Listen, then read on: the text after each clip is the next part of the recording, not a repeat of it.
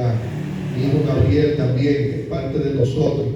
Y cada uno de ustedes, amados hermanos, también damos gracias al Señor por nuestros vecinos, por nuestra comunidad, que ya se oró por todos ellos, ¿verdad?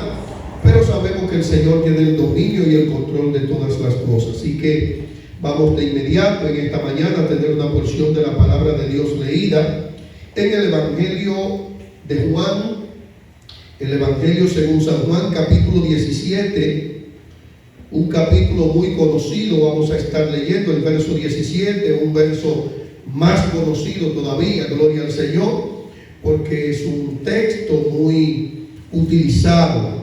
Y vamos a hablar en esta mañana, aleluya, el consejo del Señor para nuestras vidas bajo este texto. San Juan capítulo 17, verso 17, gloria al Señor. Así que vamos a leer la palabra del Señor para gloria de Dios Padre, en el nombre de su amado Hijo, nuestro Señor y Salvador Jesucristo, y en presencia y compañía de mi amigo, el Maestro, nuestro maravilloso y amado Espíritu Santo. Dice la palabra del Señor: santifícalos en tu verdad. Tu palabra es la verdad. Padre, muchas gracias. Recibe toda gloria y toda honra, todo honor, todo reconocimiento te lo damos a ti, Padre eterno, porque nosotros en sí no tenemos nada, Señor, que ofrecer, pues todo lo que exhibimos, todo lo que decimos que tenemos es porque lo hemos recibido de ti, mi amado Dios, porque tú eres el que te encarga de dar toda buena dádiva, y todo don perfecto proviene de ti, mi amado Rey. Por eso en esta mañana una vez más nos ponemos delante de ti, Padre, para que tu palabra, Señor, pueda, oh Dios mío, ser expuesta ante nosotros. Te pedimos que abra, oh Dios mío, los ojos de nuestro entendimiento, que nuestros oídos sean purificados con hisopo, y que nuestros corazones y nuestras almas estén prestas, listas, así como la tierra, oh Dios, preparada, Señor, esperando la lluvia que descienda para poder hacer germinar y producir la preciosa semilla que en ella es puesta. Que también en esta mañana tu palabra, Dios mío, Padre, haga todo aquello para lo cual es enviada, mi amado Dios. Te pedimos, Señor, que tus ángeles escuderos de fuego estén, oh Dios mío, Padre celestial, en este día interceptando toda obra de las tinieblas, todo dardo, toda enviación satánica, todo altar encendido, toda, oh Señor, Padre de la gloria, obra de las tinieblas que sea contra nosotros lanzada, contra nuestros familiares, contra tu obra en esta comunidad, Dios mío, que todo altar caiga por tierra, que toda maldición satánica y diabólica, Dios mío, que haya sido, Padre, enviada a nuestras vidas, todo conjuro, Señor, sea inoperante, Padre, porque tus ángeles interceptan, Dios mío, y se encargan de neutralizar todas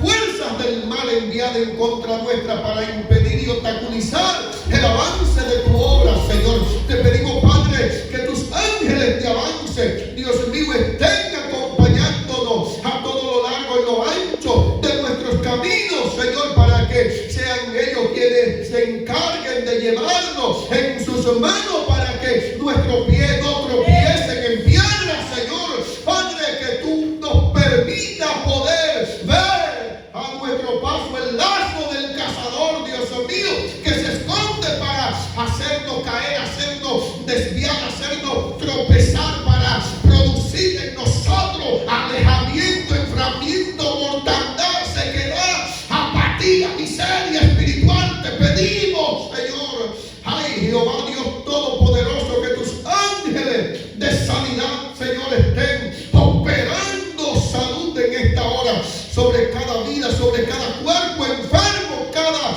hermano, hermana, cada habitante de esta comunidad. Señor, envía tu sanidad y sana a tu pueblo, Dios mío.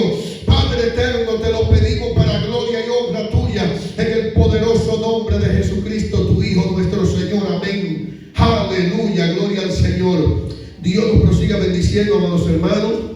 Qué bueno es poder estar aquí reunido en este día. Qué bueno es poder nosotros, aleluya, recibir el consejo de la palabra del Señor para nuestras vidas. Vamos a estar hablando en esta mañana bajo el tema: hágase tu voluntad. Bendito sea el nombre del Señor. Hágase tu voluntad. Una expresión común, una expresión muy utilizada. Casi todos nosotros la usamos a diario, pero no solamente nosotros, sino que incluso aquellas personas que no conocen a Dios, aquellas personas que por naturaleza no se congregan, no asisten a ninguna iglesia, y ellos incluso utilizan este término cuando tienen algún propósito, algún proyecto, cuando se proponen algo. Siempre ya es costumbre del ser humano expresar y decir esta frase: que se haga la voluntad de Dios, que se haga la voluntad de Dios. Y en este día estaremos hablando bajo este tema específicamente: hágase tu voluntad. Aleluya, gloria al nombre del Señor Jesucristo. Muy fácil decirlo, muy fácil expresarlo. Una palabra tan sencilla, una palabra tan breve, una palabra tan corta, pero que tiene un significado tan grande como nosotros muchas veces ni siquiera nos los imaginamos. Hágase tu voluntad, decimos. Ante cualquier dificultad que llega a nuestras vidas, expresamos que se haga la voluntad de Dios. Ante cualquier petición no contestada, decimos que se haga la voluntad de Dios. Ante cada tragedia que sucede, decimos que se haga la voluntad de Dios. Y son tantas las cosas que nosotros pudiéramos enumerar, a través de las cuales nosotros utilizamos este término y utilizamos esta frase y utilizamos esta palabra: que se haga su voluntad, que no tenemos ni siquiera la más mínima noción de lo que estamos diciendo. Aleluya. Bendito sea el nombre del Señor. Porque la palabra correcta que deberíamos nosotros analizar a profundidad sería: ¿y cuál es la voluntad de Dios? Aleluya. Porque nosotros decimos hágase tu voluntad cuando nosotros no encontramos explicación para cualquier situación. Cuando nosotros no encontramos qué decir, utilizamos como muletilla la frase: que se haga la voluntad de Dios. Pero ¿cuál es la voluntad de Dios? ¿Cómo yo puedo saber cuál es la voluntad de Dios? ¿Cómo yo puedo saber si lo que sucedió o lo que está sucediendo es la voluntad de Dios? Nosotros estamos conscientes, amados hermanos, de que hay millones de circunstancias y de situaciones que suceden a nuestro alrededor y en el mundo entero que no son la voluntad de Dios.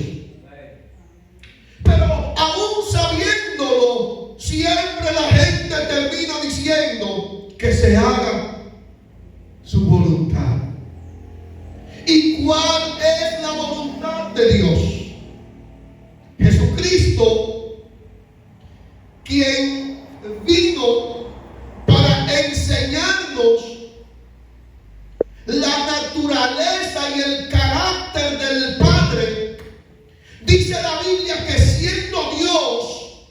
no estimó el ser igual a Dios como cosa a que aferrarse, sino que se despojó a sí mismo y tomó forma de siervo, y estando en la condición de hombre, se humilló hasta lo sumo, y todo aquello lo hizo única y exclusivamente para darnos a conocer cuál es la voluntad de Dios. El mismo Jesucristo dijo: ejemplo yo les he dado, para que como yo hice, ustedes también hagan. Y en su oración intercesora, en su oración sacerdotal, fíjense que el sacerdote era la única persona que tenía la potestad para interceder a favor del pueblo y por el pecado del pueblo. Y entraba al lugar santísimo, dice la palabra, una vez en el año, ofreciendo sacrificio primeramente por sí mismo y luego por los pecados del pueblo. ¿Y por qué no podía entrar cualquiera al lugar santísimo? Solamente podía entrar el sumo sacerdote, y solamente podía hacerlo una vez en el año. ¿Por qué tenía que hacerlo una vez en el año? Porque el sumo sacerdote tenía que durar 365 días, que es lo que tiene nuestro calendario. El calendario hebreo tiene menos. Pero el sacerdote tenía que durar todo un año preparándose para ese día. ¿Cuánto adoran al Señor? ¿Y qué era lo que tanto tenía que prepararse el sacerdote para poder entrar al lugar santísimo? El problema es que el sacerdote se iba a exponer ante la presencia del Santo de los Santos. Y para poder entrar a la presencia del Santo, el sumo sacerdote tenía que estar santificado. No podía entrar a la presencia del Padre sin haber estado santificado, porque de lo contrario era un muerto seguro. La presencia de Dios lo mataba. Caía muerto, porque no podía resistir. Por eso el sacerdote en el manto sacerdotal tenía una serie de campanillas alrededor del borde del manto que indicaban, mientras estaban sonando, que el sacerdote estaba vivo. Porque si el sacerdote moría allá adentro, es decir, si el sumo sacerdote entraba al lugar santísimo teniendo algún pecado o alguna mancha o alguna falta en su vida, inmediatamente caía muerto. Pero el problema era que no había nadie entonces quien pudiera entrar a sacarlo. Por eso las campanitas indicaban que mientras se escuchaban, la gente estaba atento, tan atento cuando el sumo sacerdote entraba al lugar santísimo, que se podía caer una aguja y se escuchaba, porque la gente solamente estaba pendiente al sonido de las campanitas que indicaban que mientras estuviesen sonando, el sumo sacerdote estaba vivo. Pero además de eso, al sumo sacerdote lo amarraban con una cuerda, con un lazo, cuando iba a entrar al lugar santísimo. ¿Por qué? Porque si se caía muerto allá adentro, nadie podía entrar a sacarlo. Entonces había que jalarlo con el lazo. Había que jalarlo con el lazo. Aleluya. Y usted dirá: ¿Y qué tiene que ver todo esto con la voluntad de Dios? Con que se haga la voluntad de Dios. ¿Qué tiene que ver todo esto? Les decía que Jesucristo, al ser el sumo sacerdote, dice Hebreo, es el responsable de interceder por el pueblo en favor de la humanidad. Y cuando Jesús oraba en este capítulo 17 por sus discípulos, dice el texto que Jesucristo orando le dijo al Padre: yo no te estoy pidiendo solamente por esto, o sea, por los que estaban con él en ese momento, sino que también te pido por aquellos que han de creer en mí por el testimonio de ellos. Es decir, yo, usted. Y dijo Pedro: todos los que están cerca y los que están lejos, y a todo aquel a quien nuestro Dios llamare. Y el Señor expresa en este capítulo 17, verso 17 de San Juan, diciendo: santifícalo en tu verdad. Tu palabra es la verdad. La palabra santificación, la palabra santidad significa apartado. Apartado para un propósito especial. Es decir, a veces nosotros apartamos los que son, ¿verdad?, agricultores. Dicen: ese racimo de guineo que tengo ahí lo tengo apartado para tal cosa. Ese becerro que tengo ahí lo estoy engordando y lo tengo apartado para tal cosa. Esta gallina está reservada, está apartada, está separada, y toda la atención, todos los cuidados, toda la alimentación usted se la da a ese animal, porque ese animal es exclusivo, porque usted lo tiene reservado, lo tiene apartado para algo especial. Y la palabra santificación se deriva de la palabra santidad, que significa el proceso de preparación. El proceso de preparación.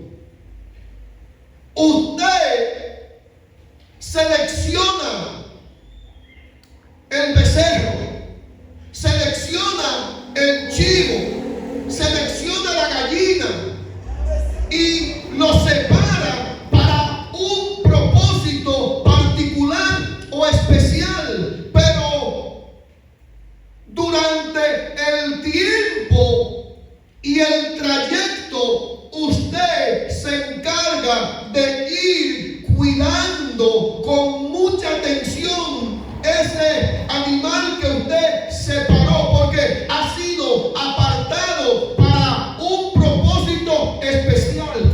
Y a ese proceso de cuidado y de preparación y de engorde, ¿verdad?, y de parasitación que usted hace, porque usted lo desparasita y usted le pone vitamina, porque usted quiere que ese animal se ponga hermoso, se ponga bonito, se ponga sano, esté saludable, para que cuando llegue el momento, para que cuando llegue el tiempo en el cual se debe cumplir el propósito por el cual usted lo apartó, entonces ese animal esté saludable y esté preparado y esté listo para la ocasión. Y a ese proceso, desde el momento que usted lo separa hasta el momento de que usted le va a dar el uso para lo que le destinó, a ese proceso se le llama preparación. Y en el ámbito espiritual se le llama santificación.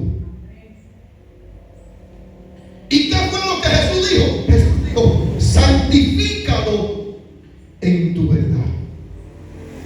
¿Y por qué Jesús no dijo otra cosa? ¿Por qué Jesús Jesucristo no pidió hazlo rico, porque Jesucristo no dijo dale toda la carrera del mundo, dale fama. No, Jesucristo pidió que fuésemos ¿qué?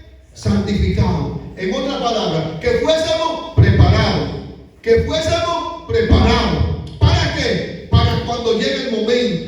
Aleluya. ¿Qué momento? El momento determinado por Dios para que tú seas utilizado como un instrumento en sus manos. Ese proceso se llama santificación. Y si Dios no ha hecho conmigo, lo que Él ha determinado desde antes que tú y yo naciésemos hacer con nosotros, es porque el proceso de preparación, de santificación, todavía no se ha completado. Porque en el momento que se completa, entonces Dios hace lo que tiene que hacer. ¿Y por qué Jesucristo pidió? Santifícalo. Aleluya. La primera carta del apóstol Pablo a los tesalonicenses, en su capítulo 4, verso 3, nos dice la razón. Ese texto nos aclara, aleluya, el por qué Jesucristo expresó esto, y también nos da el entendimiento necesario para que usted y yo podamos comprender cuál es la voluntad de Dios. No me pierda el hilo. El tema es: hágase tu voluntad. ¿Y cuál es la voluntad de Dios? Dice el texto: porque la voluntad de Dios es nuestra santificación. ¿Cuánto adoran al Señor? Amén. La voluntad de Dios es nuestra santificación. Hágase tu voluntad. Ajá, así sí es bueno. ¿Y cuál es la voluntad de Dios? Que dejes de hablar mentira. Y cuando tú hablas mentira, entonces tú dices: no, hágase la voluntad de Dios. No, la voluntad de Dios es que tú dejes de hablar mentira. Aleluya. Dice el texto: porque la voluntad de Dios es nuestra santificación, y que nos apartemos de fornicación, de toda inmundicia, de laxiria, de lujuria, de envidia, de mentira, de falsedad, aleluya, de egoísmo, de borrachera, de orgía, de todas esas cosas que son producidas por la carne y que son, aleluya, fruto de nuestra naturaleza pecaminosa, humana y caída. La voluntad de Dios es que seamos purificados, santificados, limpios de todas estas cosas. ¿Usted quiere saber cuál es la voluntad de Dios? Ahí la tiene. Si usted quiere agradar a Dios, esa es su voluntad. La gente cuando ora vive pidiendo por esto, pidiendo por aquello, pidiendo por el otro, pero no pide al Espíritu Santo: enséñame en qué que yo estoy mal. La gente no le dice al Espíritu Santo: Espíritu Santo, el Señor Jesucristo dijo que tú nos ibas a guiar a toda justicia y a toda verdad, y que tú nos ibas a enseñar todas las cosas. Entonces yo necesito que tú, como dijo David, me examines, que tú me escudriñes, que tú veas si hay en mí algún rasgo, algún indicio de maldad. Enséñamelo, le dijo David al Espíritu Santo, porque lo que yo más quiero es agradarte. Lo que yo más quiero es hacer tu voluntad. Pero he puesto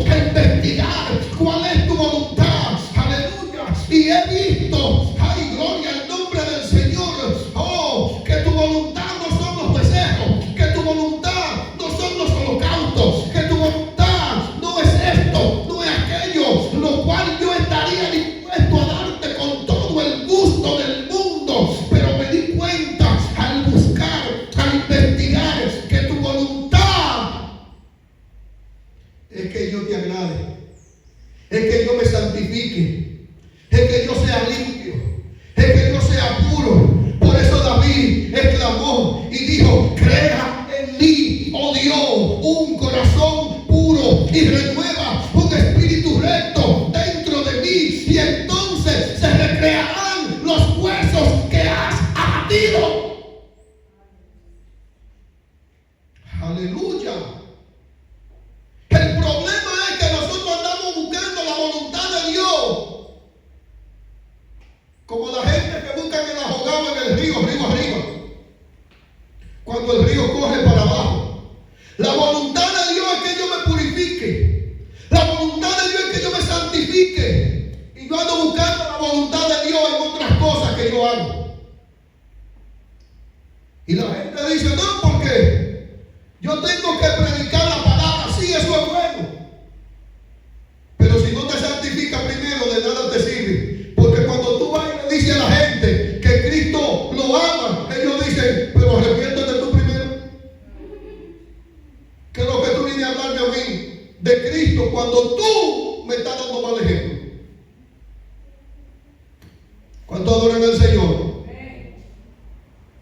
No, porque tú sabes que Dios es amor. ¿Cómo que Dios es amor si cada vez que nos juntamos tú estás hablando del vecino y estás hablando del hermano? Entonces, ¿qué es lo que tú me estás diciendo a mí de que Dios es amor? Si tú dices que tú eres representante de Dios, entonces tú eres un hablador. ¿Cuánto adoran al Señor?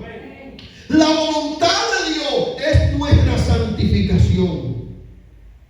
Por eso el sumo sacerdote, para poder entrar a la presencia de Dios, tenía que durar todo un año preparándose, de consagración, de preparación, de meditación, de oración, de examen propio. El sumo sacerdote tenía que pasarse todo ese año investigándose a sí mismo. Tenía que hacerse una resonancia magnética de sí mismo, pero no solamente fisiológica, no. Tenía que hacerse una radiografía, una tomografía, una resonancia interna en todo su ser, no solamente en su cuerpo, no. Tenía que examinar también su alma, tenía que examinar su espíritu, tenía que examinar sus pensamientos, tenía que examinar sus acciones, tenía que estar totalmente preparado para cuando llegara el momento de entrar en la presencia de Dios. Porque de lo contrario, entonces moría. Oh, gloria al nombre del Señor. Dice la palabra en el libro de Éxodo que luego que Dios saca al pueblo de Egipto y los lleva al monte Sinaí, dice que Dios le dijo a Moisés en el capítulo 19 de Éxodo, verso 10, ve al pueblo y dile que se santifiquen hoy y mañana, que laven sus vestidos y que estén preparados para el día tercero, porque al tercer día Jehová descenderá a ojos de ellos sobre el monte. Dios iba a hablar con el pueblo. Dios se iba a manifestar al pueblo. Dios iba a revelarse al pueblo. Pero para Dios poder hacer todo esto con el pueblo, primero le dice a Moisés, dile al pueblo que se santifique, que se purifique. ¿Y qué era lo que ellos tenían que hacer durante esos 3 días? Tenían que sacar todo lo que tenían adentro.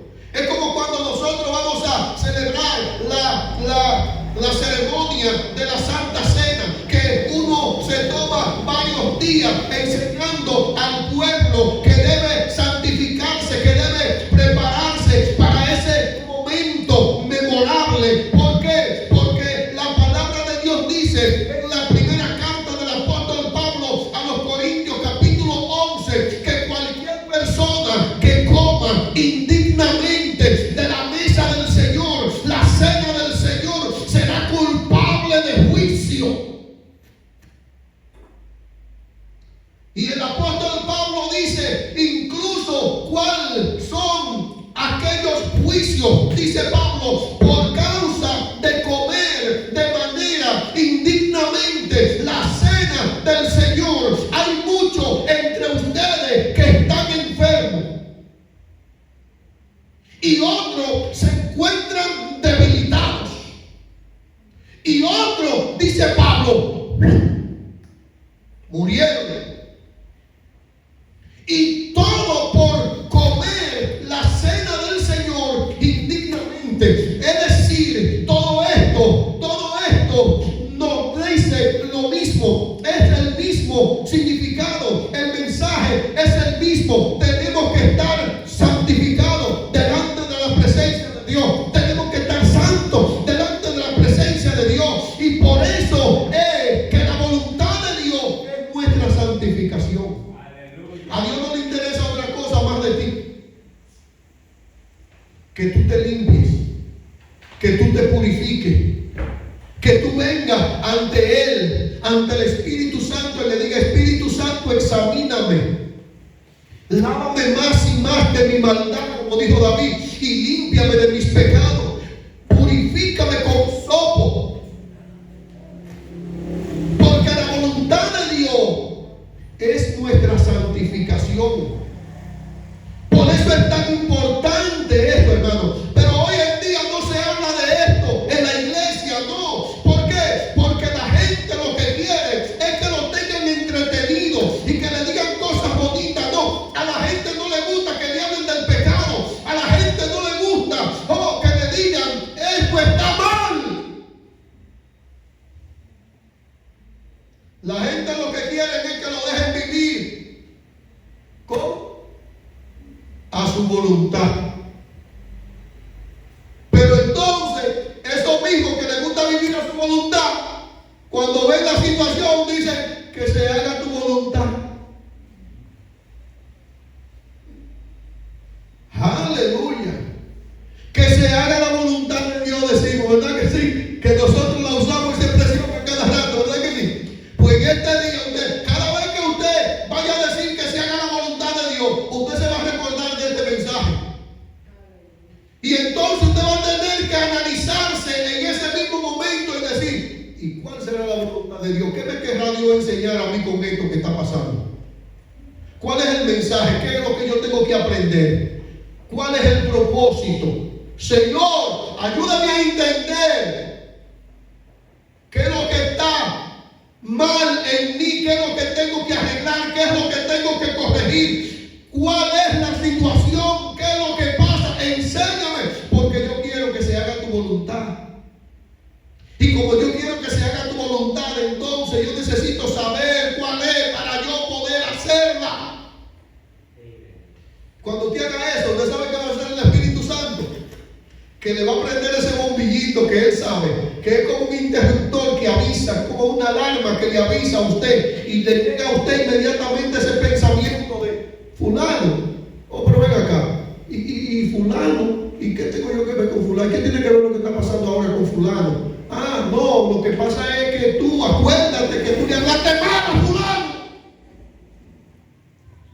¿Cuánto adoran el Señor? ¿Y qué? ¿Y entonces, Señor? ¿Y entonces qué tengo que hacer? Oh, arrepiéntete y pídele perdón. ¿Cuánto adoran al Señor?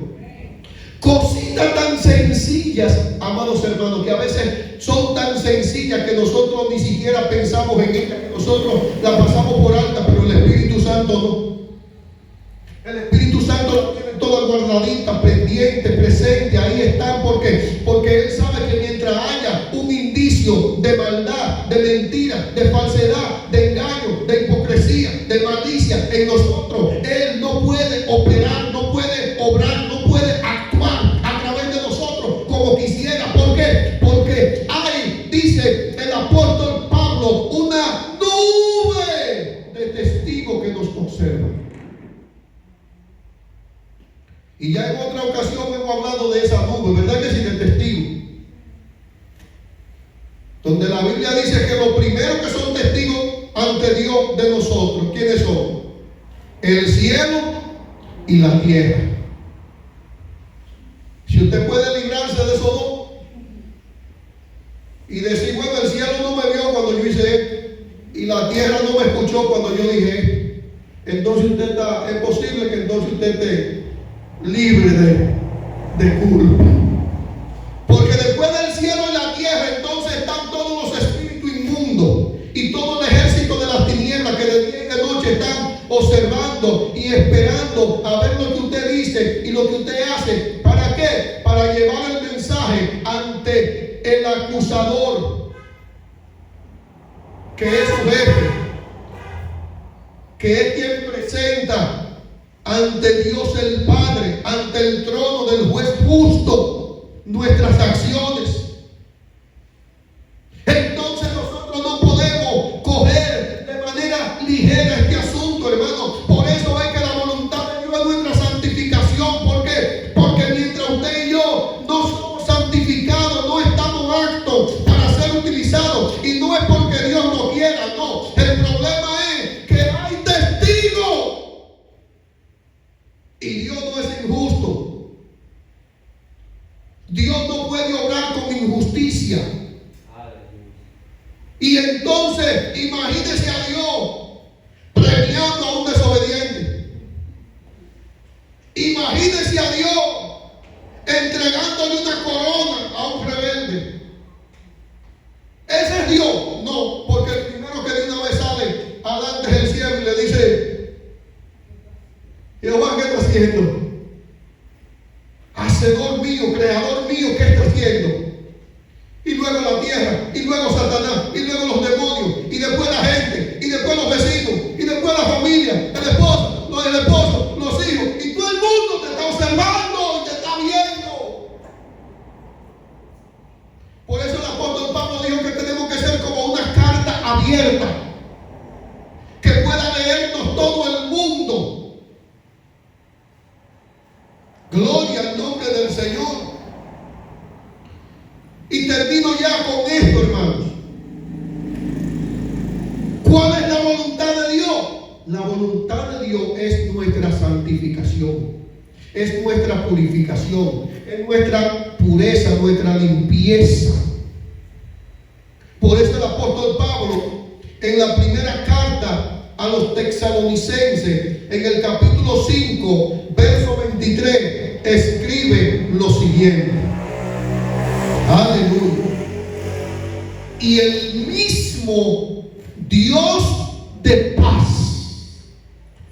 los santifique por completo, y todo nuestro ser, espíritu, alma y cuerpo sean guardados irreprensibles para la venida de nuestro Señor Jesucristo. No porque Dios nada más mira el corazón. No, Señor. Dios mira el corazón. Dios mira el espíritu y también mira el cuerpo. No porque la apariencia. No, Señor. Dios está atento a todas nuestras acciones. ¿Y sabe por qué? Porque muchas veces nosotros reflejamos afuera lo que tenemos adentro. Es decir, lo que nosotros reflejamos por fuera es lo que nosotros somos por dentro. Y a veces no reflejamos todo lo que somos, sino que dejamos ver alguna cosita nada más, porque si nos examinaran por dentro lo que verdaderamente hay y lo que verdaderamente nosotros queremos hacer,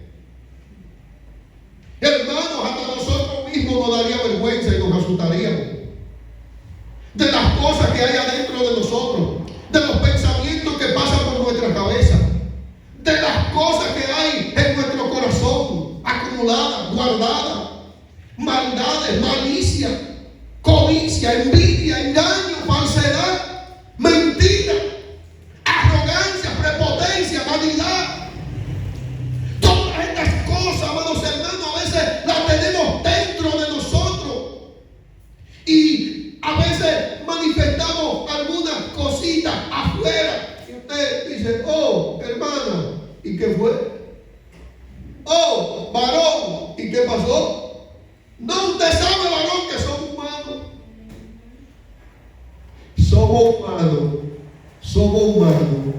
Pero el Señor habló a través del apóstol Pedro, diciendo, como aquel que nos llamó es santo, sed también vosotros santos en toda vuestra manera de vivir, porque escrito está, sed santo, porque yo soy santo. Padre, muchas gracias. Recibe toda gloria y toda honra, toda alabanza y todo reconocimiento. Hoy, Señor Padre Celestial, hemos escuchado tus consejos y sabemos que tu voluntad perfecta es nuestra santificación. Señor, que no te interesa otra cosa más de nosotros que seamos santos. Tu voluntad es que vivamos, Señor Padre, dando ejemplo del papá que tenemos. Porque si tú eres nuestro Padre, que eres santo, santo, santo, entonces nosotros también tenemos que ser santos. Amén. En toda nuestra manera de vivir, y como dice tu palabra, tenemos que andar en santidad y en justicia, como dice Lucas 1:75, todos los días de nuestras vidas. No un día, no 2 días, no 3 días. Siempre tenemos que estar en santidad y en justicia delante de ti. Ayúdanos, Espíritu Santo. Muéstranos el camino. Enséñanos la senda. Lávanos, Señor, de nuestras maldades. Límpianos de nuestros pecados. Purifícanos, Señor. Haznos, Dios mío, Padre de la gloria, como la nieve. Que seamos más blancos. Oh, que la blanca lana. Señor, llévate toda iniquidad de nuestras vidas. Arranca toda maldición, Señor, todo lo que nos desvíe de tu voluntad, todo lo que no nos permita hacer tu voluntad. Quítalo de nosotros, Señor. Santifícanos en tu verdad. Ayúdanos a poder hacer nuestra tu palabra, que es la verdad, Señor. Pon en tu pueblo ese deseo y ese anhelo de conocer tu verdad, porque tu verdad es la que liberta, tu verdad es la que santifica, tu verdad es la que purifica, tu verdad es la que limpia. Y el Señor dijo que tu palabra es la verdad.